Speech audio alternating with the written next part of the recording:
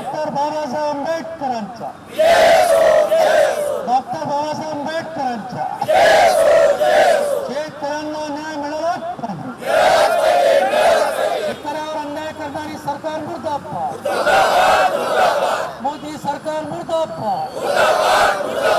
मनुवाद नहीं चलेगा, नहीं चलेगा, नहीं चलेगा, नहीं चलेगा, नहीं चलेगा. मोदी साहब होश में आओ, होश में आओ, होश में आओ. मोदी साहब होश में आओ, होश में आओ, होश में आओ. अरे होश में आके काम करो, काम करो, काम करो.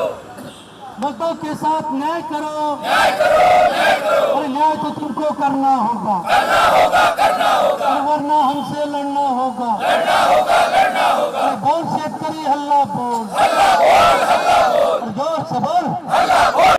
आज हम लोग वंचित बहुजन आघाड़ी ये पक्ष की वती से यहाँ पे संविधान चौक में धरना आंदोलन कर रहे हैं. इसका कारण ये है कि हमारा जो किसान वर्ग है, ये किसान वर्ग, इनको जो 3 काले कानून बनाए गए हैं केंद्र सरकार ने, ये तो बहुत ही यानी गलत बात है. जब लोगों को लॉकडाउन का बहाना बताकर संसद में अपना कुछ भी लोगों के सामने मुद्दा न रखते हुए अपना ये कानून बनाते रहते हैं, तो इनको लोगों की ज़रूरत नहीं है. जब वोटिंग करने का रहता है तब समाज की ज़रूरत होती है, जनता की ज़रूरत होती है. जो अन्नदाता है वो अन्नदाता को ये लोग यानी इस तरीके से परेशान कर रहे हैं. तो हम वंचित बहुजन आघाड़ी की तरफ से जब तक शेतकरी यानी किसानों को कोई भी न्याय नहीं मिलेगा तब तक हम लोग श्रद्धेय बाला साहेब आंबेडकर ने जो हमको सूचना दी है उनकी सूचना के अनुसार पूरे महाराष्ट्र में आंदोलन तीव्र तरीके से करते रहेंगे.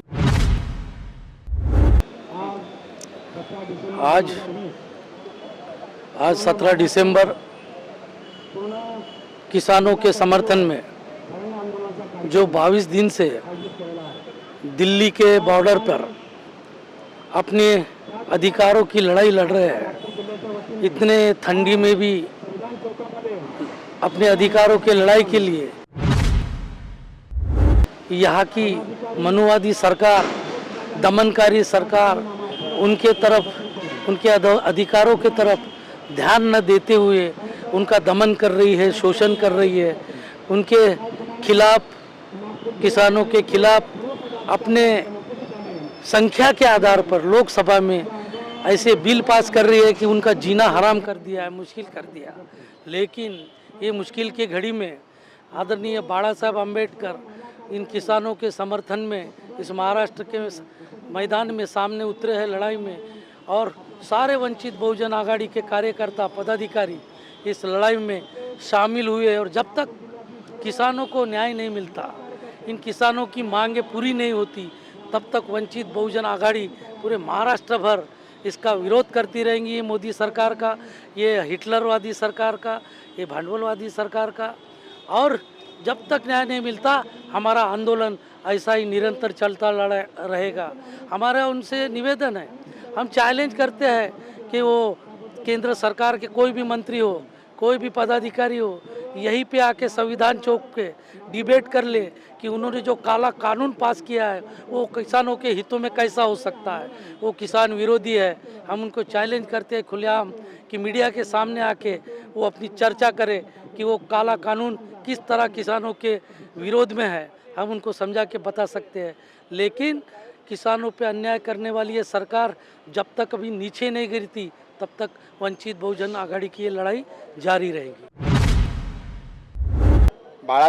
सद्य नेते बाळासाहेब आंबेडकर के आदेश के अनुसार वंचित बहुजन आघाड़ी की ओर से नागपुर शहर, पूरे महाराष्ट्र में धरना आंदोलन शेतकरी के समर्थन में, जो शेतकरी दिल्ली में आंदोलन कर रहे 22 दिन हो गए और वो आंदोलन कर रहे हैं, उनके समर्थन में बाला साहब के आदेश के अनुसार यहाँ पे आंदोलन कर रहे.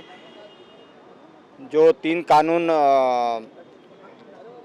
पास किया गया विधिमंडल में, वो वापस लेने के संदर्भ में ये धरना आंदोलन है और शेतकरियों को समर्थन देने के दृष्टिकोण से धरना आंदोलन है.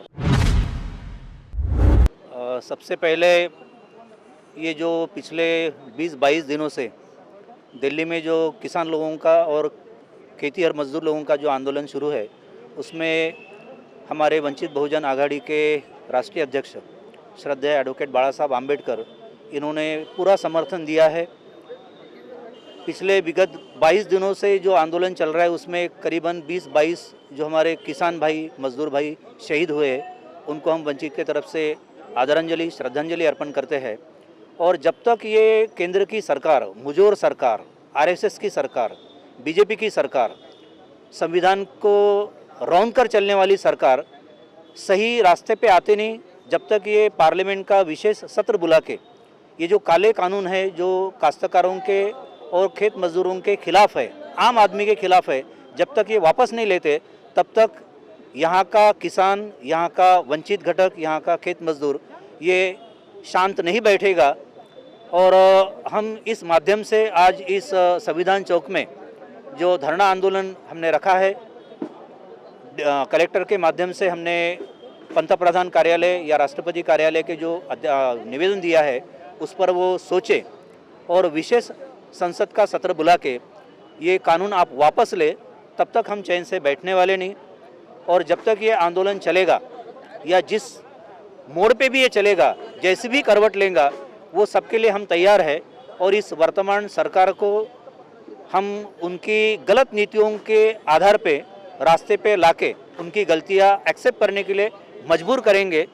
ये संविधान निर्माता हमारे विश्व रत्न डॉक्टर बाबा साहब आम्बेडकर ने जो हमको सीख दी, उसके आधार पे विश्वास के साथ में हम कहते हैं कि ये काला कानून इस सरकार को वापस लेना पड़ेगा, तब तक हम चैन से नहीं बैठेंगे। धन्यवाद।